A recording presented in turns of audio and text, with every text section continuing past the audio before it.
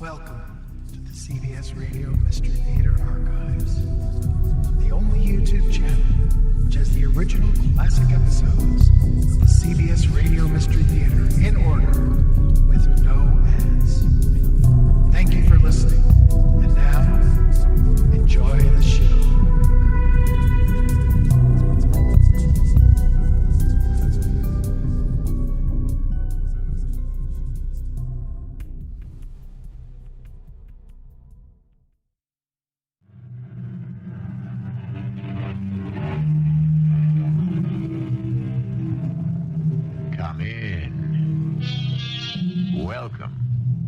E.G. Marshall. The perfect crime has been the dream of the criminal long before Keane slew Abel. More often than not, however, the dream turns to nightmare. Fate steps in, spins the wheel or throws the dice, and the hunter becomes the hunted. Man, imperfect that he is, falls over his own feet, tripped up by some seemingly inconsequential detail, and the plot is uncovered. Such a tale of mystery we're about to unfold in Murder One. I was thinking I'd like a raise, Mrs. Telford, something like 1,000 a month. 1,000? You're only getting 500 now. Isn't that a little steep? Well, considering my duties here, cook, housekeeper, and actually knowing what I do about so many things, I'd say I'm really worth 2,000 a month.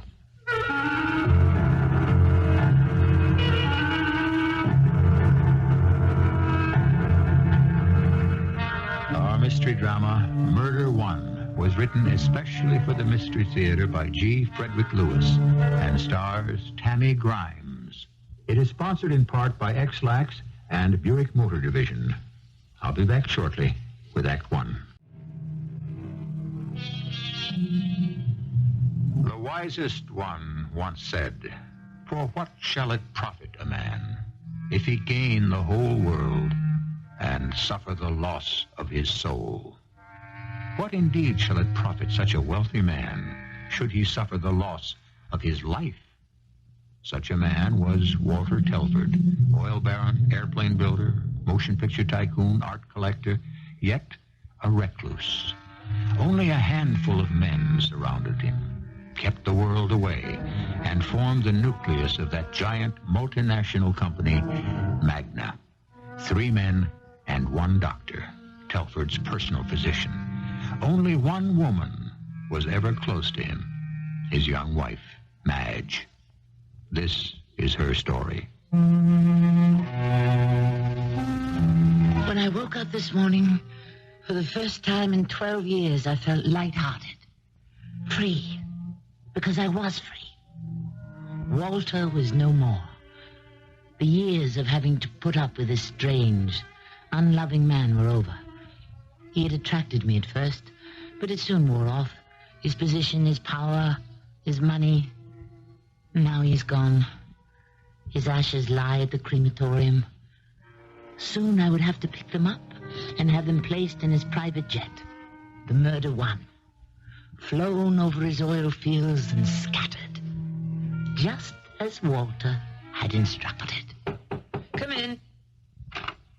What is it, Harriet? This big photograph of Mr. Telford flying his first airplane. I wondered if you'd like it in here. Oh, that terrible picture. It looks like a giraffe. I suppose so. I thought you'd like to be reminded of the good old days. Harriet, there were never any good old days. They may have been old, but they weren't that good. Not until Mr. Telford came round to the stage door entrance. Oh, I enjoyed my acting career, I suppose. But I don't have to tell you, Harriet. You were my dresser and maid for how long was it? 5 years? 7, until you married him. Yes, I gave up a lot. But you took to life among the wealthy like a duck to water. You just went right along from dresser to household cook. You didn't give up a thing, dear, and you know it. You weren't such a hot actress. The best part you ever played was wife to Walter Telford. In fact, as an actress, you were terrible, and the critics said so. How dare you speak to me like that? I've a good mind to fire you. I don't think you will, dear. I know too much. Like what? Oh, Perhaps that long trip to Africa wasn't good for Mr. Telford. He enjoyed every minute. His last happiness on earth, as it turned out. But then he took sick, and we had a terrible time getting out. Try asking a Stone Age bushman which way is the nearest airport. So you nursed him all by yourself. I did what I could. We had some drugs along, just painkillers. But that jungle fever got to him, and he didn't have the resistance.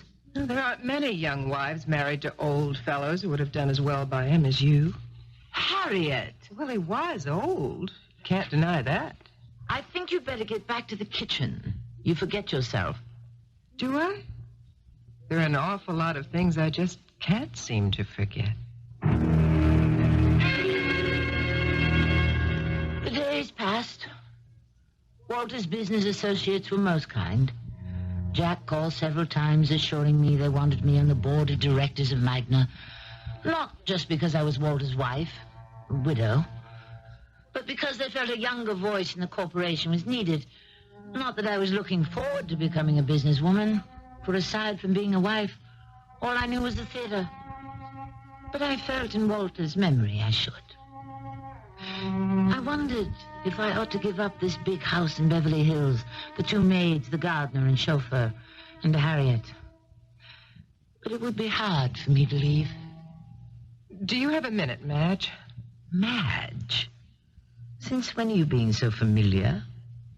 And I notice you don't knock anymore, just barge in. I thought we were back to the old days, just the 2 of us. After all, dear, we've been through an awful lot together. All right, if it pleases you, but not in front of the others. What do you want? I was thinking I'd like a raise, seeing as how you'll be needing me more and more. What do you mean? Well, there may be special errands you'd like me to do, confidentially. Like what? Getting prescriptions filled at the drugstore. Getting stuff to get rid of the rats. You know. How much do you get now? $500 a month. I see. How about $650? I was thinking something like 1,000. $1,000 a month? Well, considering I'm really the housekeeper now, I'll go on cooking, of course. Isn't that a little steep, Harriet? Actually, knowing what I do about so many things around here, there'd be some people who'd say I was really worth $2,000.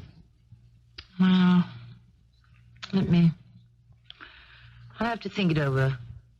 It seems like a great deal of money to me. You'll be inheriting a great deal, and you'd like to keep it. Think that over, too. I don't like your insinuations. I don't like your threats, and you'd better watch out, Harriet. Don't drive me too far. As I said before, you're a very unconvincing actress. I was boiling mad. As she suspected something was strange about Walter's death, the doctors didn't. Dear Arthur Carter, who's crazy about me, and his 4 old colleagues, they'd agreed Walter had picked up something in Africa which caused it. So I was a lousy actress, was I? Well, we would see. Yes, Miss Harriet, I'll make you eat your words.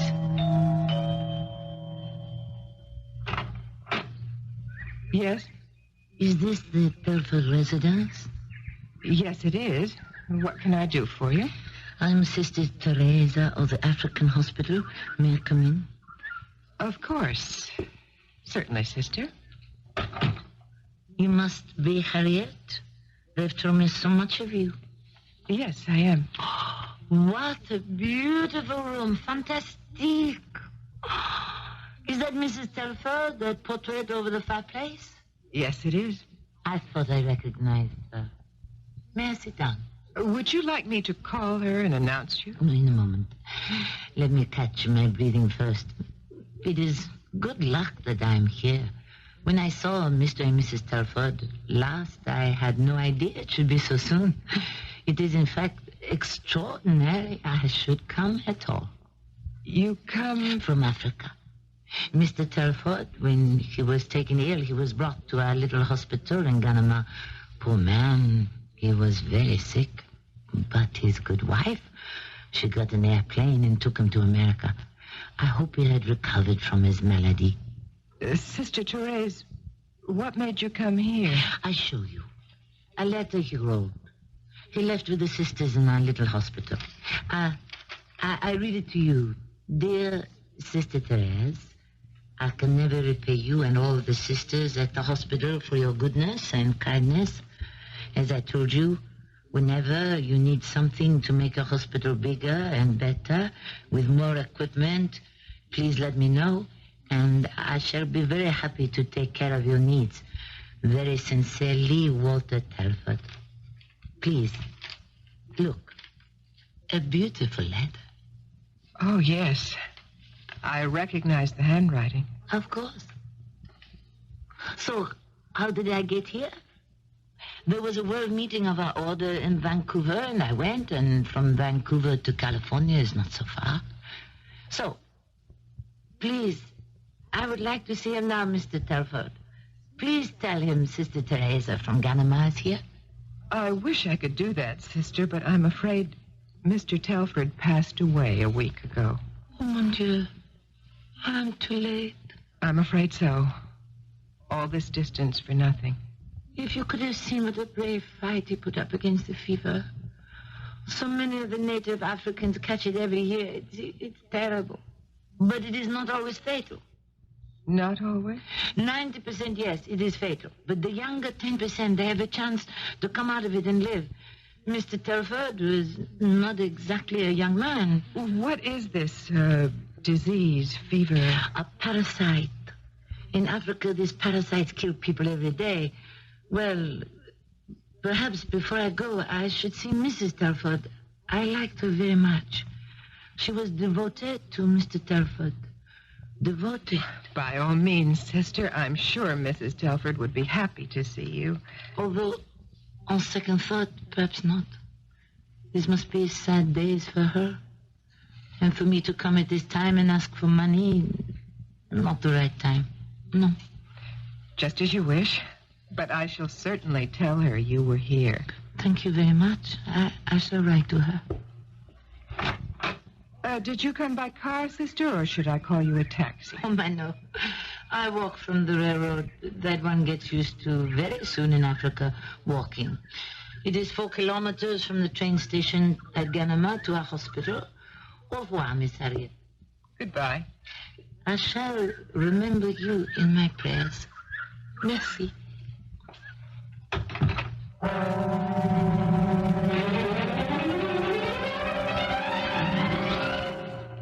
Harriet! Oh, you startled me.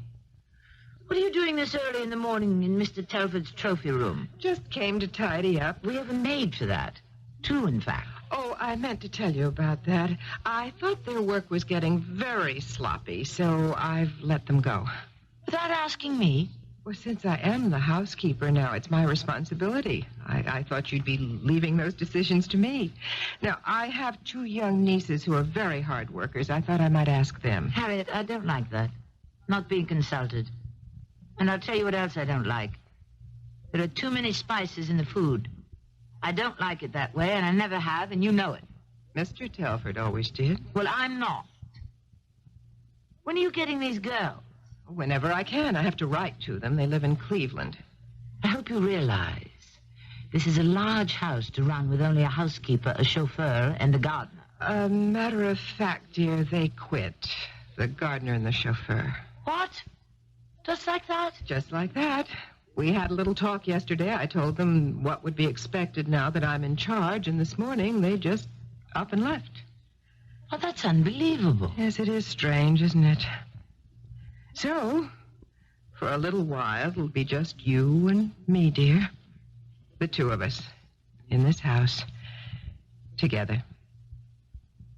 Alone.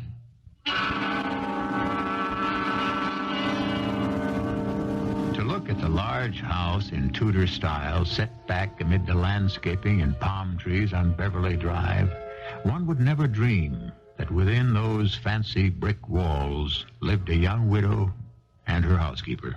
Also, that fear lived at that address. The only terror Madge had known up to now was stage fright.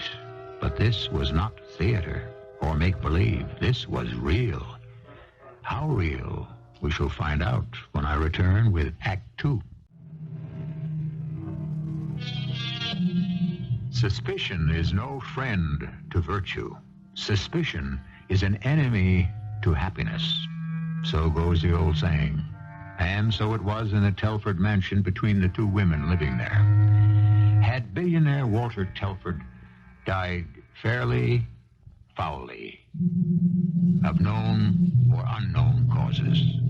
Of those who survived him, which was the cat? Which was the mouse?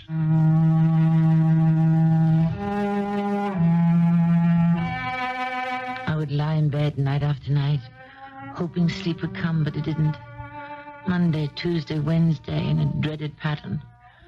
I'd get up, wander about the house at night, and end up in Walter's study, straightening the books, the model aeroplanes are the real ones he built, the model oil derricks, miniature sets of the movies he'd made, symbols of all his enterprises.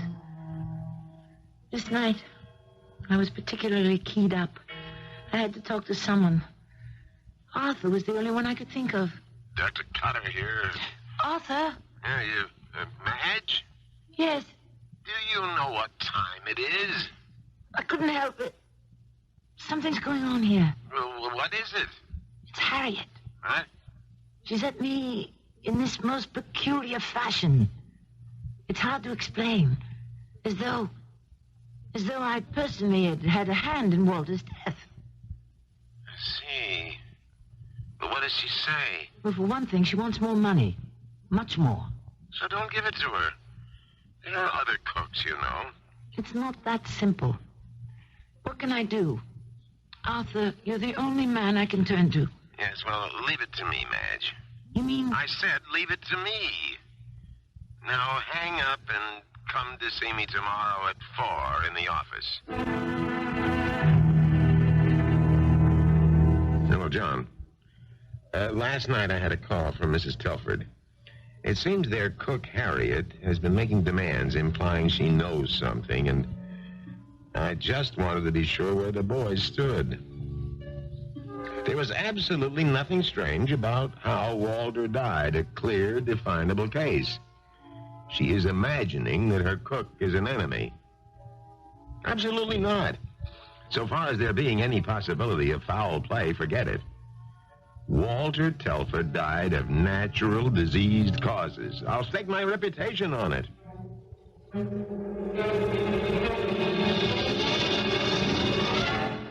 Good morning, dear. Been for a walk? In the garden, Harriet. What would you like for dinner tonight? I'd planned to have a nice casserole, the one with lentils and beef, Mr. Telford's favorite. I'm not very hungry today. I think I'll take the car and go for a drive. I need some fresh air. Besides, I have an appointment in town. Well, now that's a good idea. Work up an appetite. Oh, a message came for you while you were in the garden. Would you please call the Heavenly Rest Crematorium? This is the number they gave me. Thank you, Harriet. Are you all right? You seem a little down. I'm fine. Well, I have lots to do. Don't forget to call. Have a nice drive.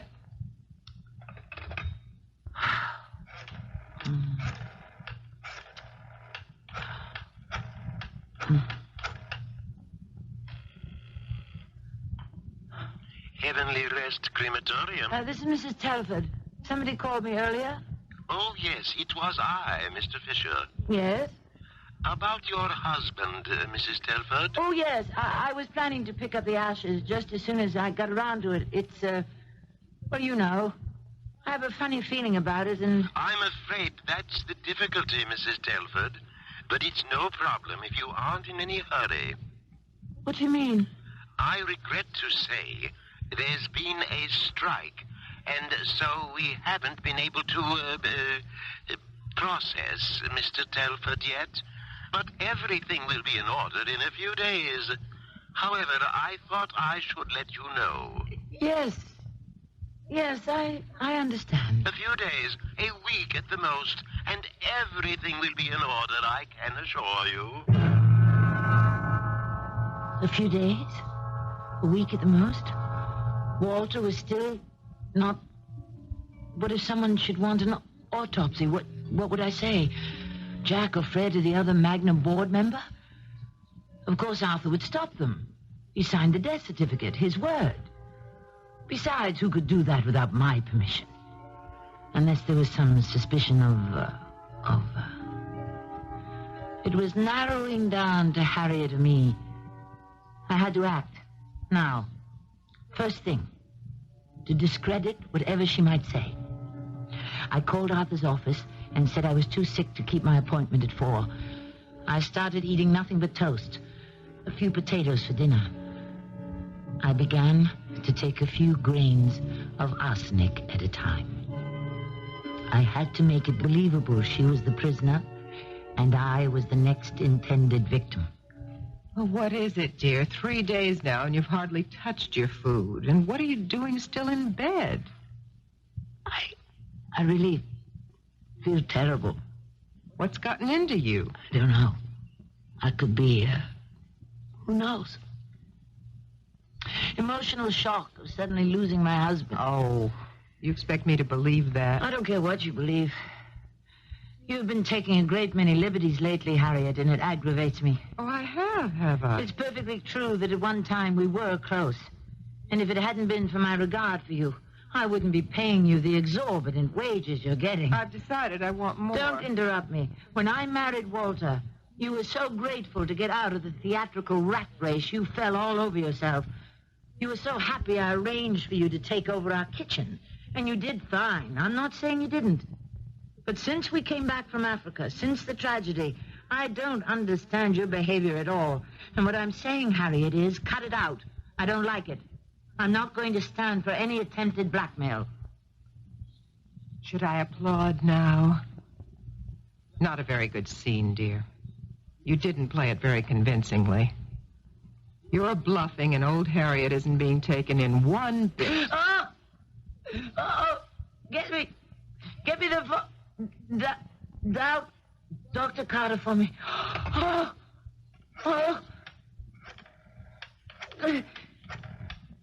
Give me. Hand it to me. Hello? This is... Hello? Hello? Harriet, tell him I'm in great pain. Hello? Have him come over here. Hello? Hello, Doctor. Yes? It's Mrs. Telford. She says she's not feeling well. I'm in terrible pain. She says she's in bad pain. Well, where is she in pain, Harriet? He wants to know where. Where? Do I have to talk to him myself? Tell her I'm on my way to the hospital, and take it easy. I'll stop by. All right, Doctor, I'll tell her. Thank you. He says he'll stop by on his way to the hospital and to take it easy. Of course, if I were the doctor, that is not what I would say. Oh, no? What would that be? I'd say, Madge, dear, what an act. Yeah, but what is it, Arthur?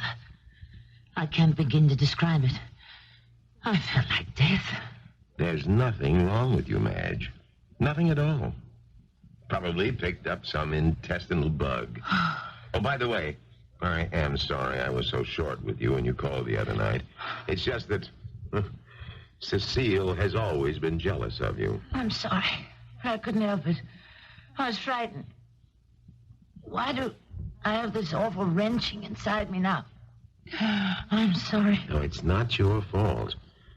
But Cecile has made me promise to shut off the telephone after midnight.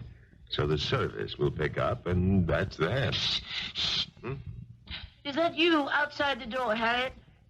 She's spying on me every minute. Harriet! Harriet, will you please come in? You called? If you are listening outside the door, don't. But in case you happen to miss what Dr. Carter was saying, it was that he cannot be reached anymore on the telephone at night. I'm sure I don't know what you're talking about, Mrs. Telford. Do you see Arthur? That's what I have to put up with. She's always there when I least expect her.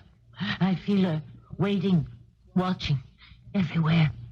It's nerves, Madge. And you're entitled to them.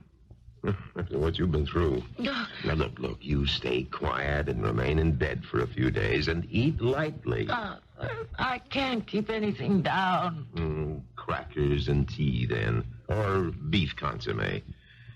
I did talk to Harriet a few days ago, as I said I would. I asked her what she was doing. She said she hasn't behaved any differently toward you from way back when she took care of you backstage. I don't want to talk about her. Arthur, do you know how sweet you were? Did I ever tell you?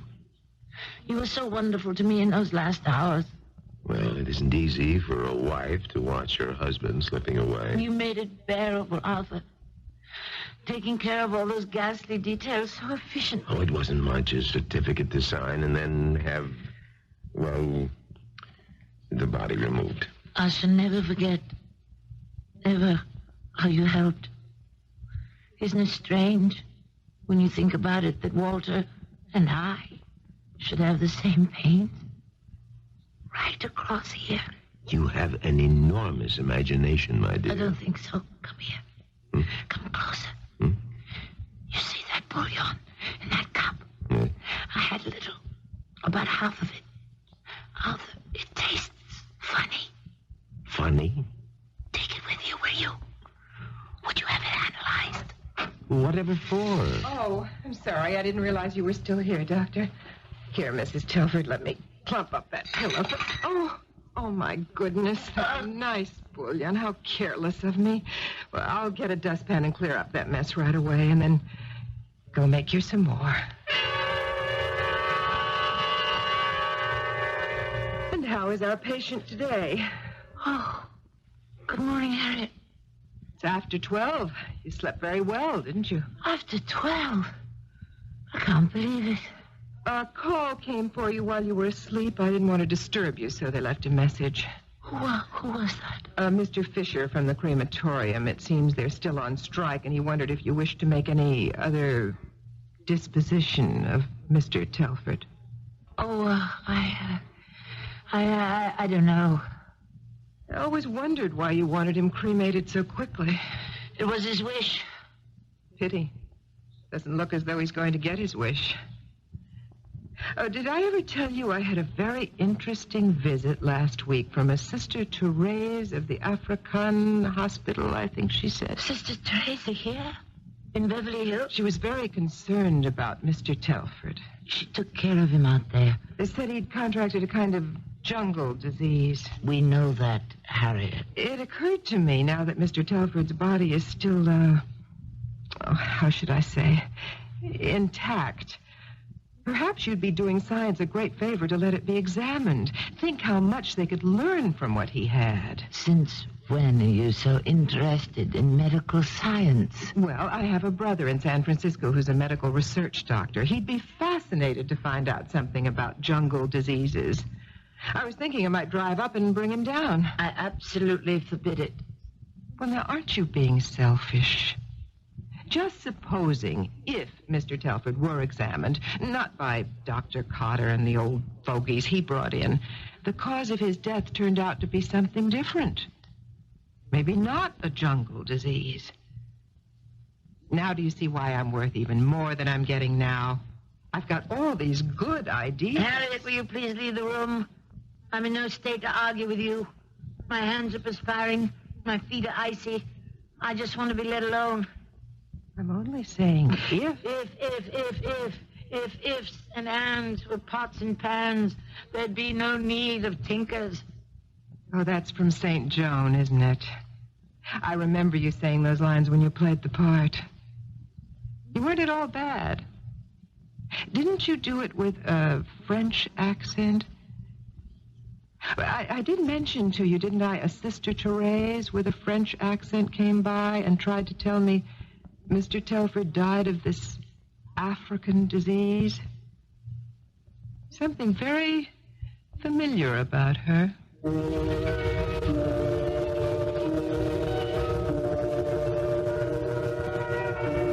In police language, murder one is the intent to cause the death of another person. Murder one is also the result of the intent to cause suicide by force, duress, or deception. Surely we have some of those ingredients here. Are there more? It did not surprise me in the least. So let us find out when I return with Act 3. Once upon a time, there was a billionaire whose empire ranged from oil fields to art museums. He was Walter Telford.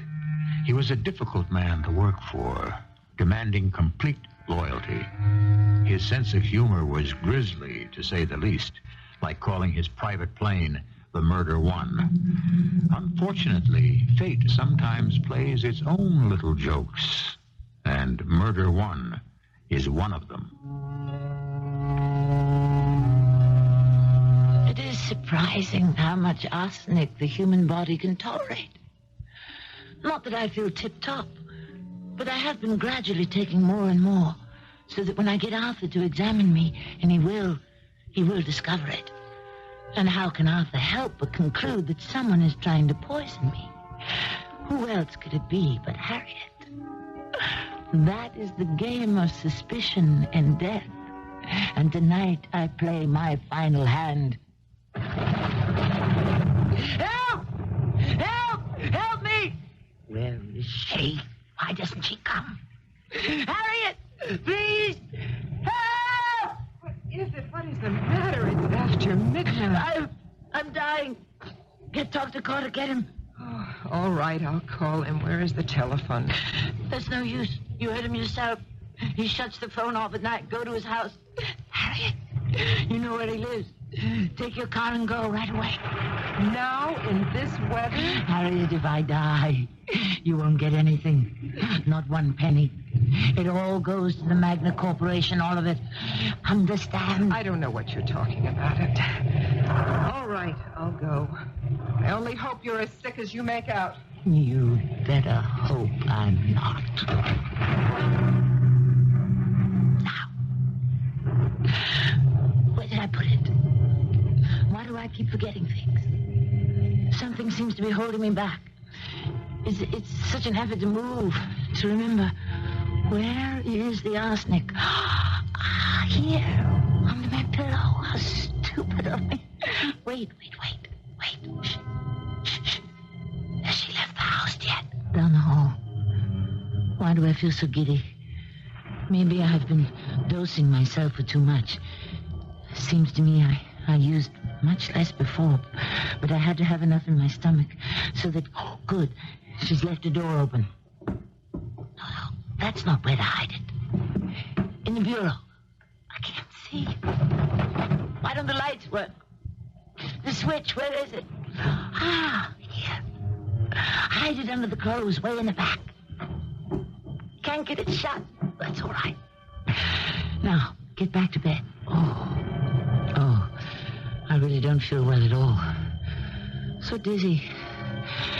Then when Arthur comes, I'll tell him I suspect I'm being poisoned. Like Walter. He'll figure it out. He always does as I say, old Arthur. The way he just up and signed the death certificate just on my say-so.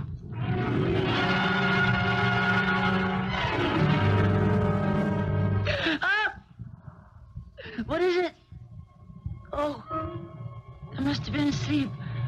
What time is it? Bedside clock. 2 o'clock. Where is she? Harriet! She's not here. How could it take 2 hours? Arthur would have come back with her right away. Maybe she was in an accident. That could be an accident. Oh, I feel so woozy. The phone, where is it? I can hardly see. Yes. Hello. Mrs. Telford? This is Mrs. Telford. Yes. Mrs. Telford, this is Mr. Fisher. Yes, what? Well, I'm sorry to call you so late, but I just got back from San Francisco at a medical research meeting. And I went round locking up, and I couldn't find Mr. Telford's body. You didn't have it removed by any chance, did you? It's nowhere on the premises. Mr. Telford's body has disappeared. No.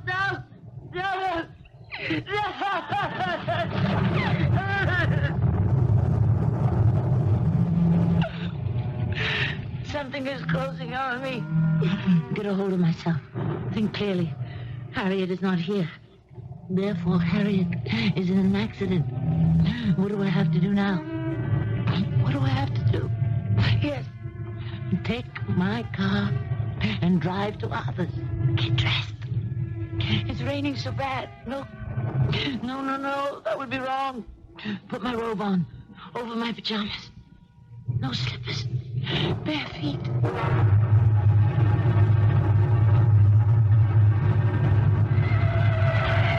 Can hardly see the road. So cold in car. What's wrong with the heater? Got to get to Arthur's. Turn here. It's so cold. There's someone up there. Someone in the road. Waving. Get out of the way, you idiot!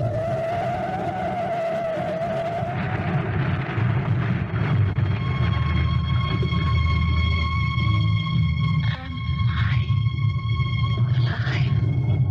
It hurts. Everywhere. What's that over there? Something moving. Help me. Help me, please. Over here. Help me. Harriet. Is that you? Who are you? I can't see. Someone bending over me. Ah! Help! Help! Walter! Is it you? Walter!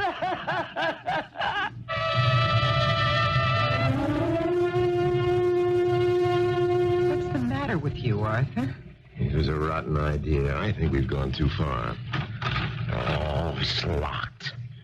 Do you have a front door key, Harriet? Of course I have.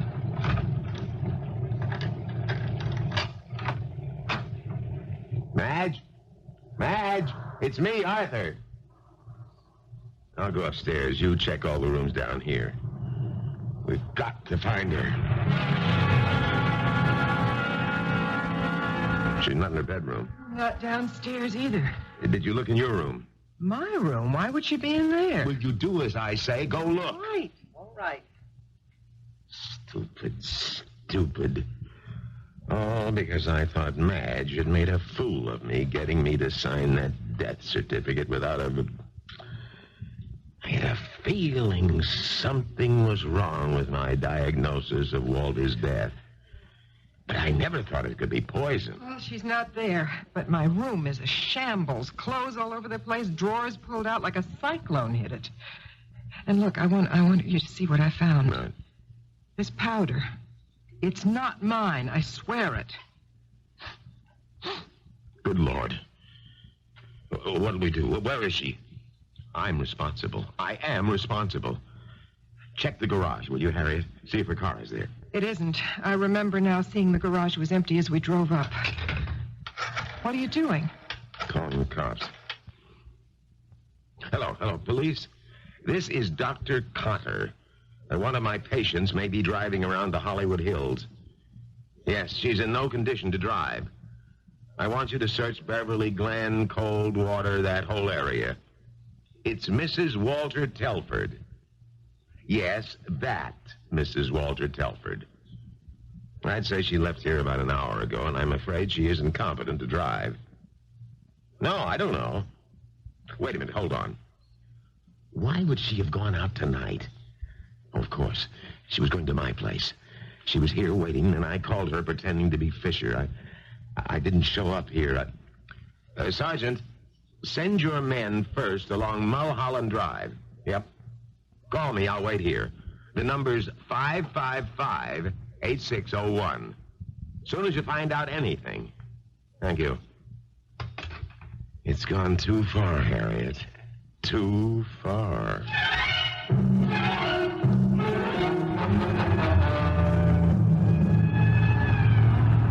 Now, this is Sector 6, Edward to Central.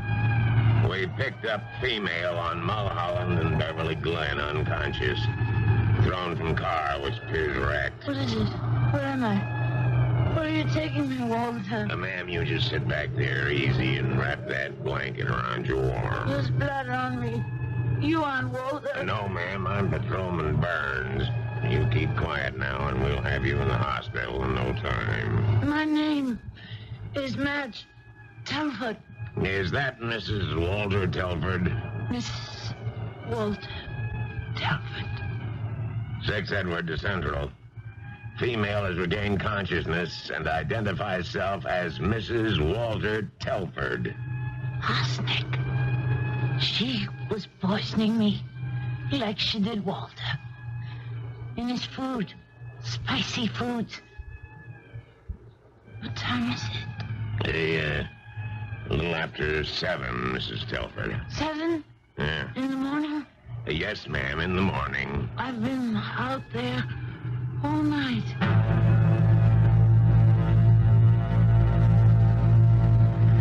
How is she? Not responding. I had no idea all this. Can she get better? It's too soon to say. Can't make out where I am. Right in front of me. White sheets. Funny high bed. With white bars. People standing over me. I'm so cold. Chains. Heavy, heavy chains across my chest. Sleepy now. So tired. Go to sleep now. I don't know if she can pull out of this. She's lost a great deal of blood. But you know what she did. She killed... I'm still a doctor. A lifetime of money as a member of Magna doesn't... It can't stop my being a doctor. She brought it all on herself. I was out of my head to have listened to you. I only wanted to frighten her because she'd made such a fool of me. You were more convincing as Mr. Fisher than she was as Sister What's-Her-Name. I can tell you that. It's funny. There's Harriet. She won't have anything now. And there's Arthur. He won't either. They'll find out. I can see them performing the autopsy. Finding all that arsenic in me. No one will believe I could have done it to myself. Do you mean to tell me, Dr. Carter, you didn't know arsenic poisoning? Murder 1, that's the charge. All I'm sorry about is I won't be around to have the last laugh.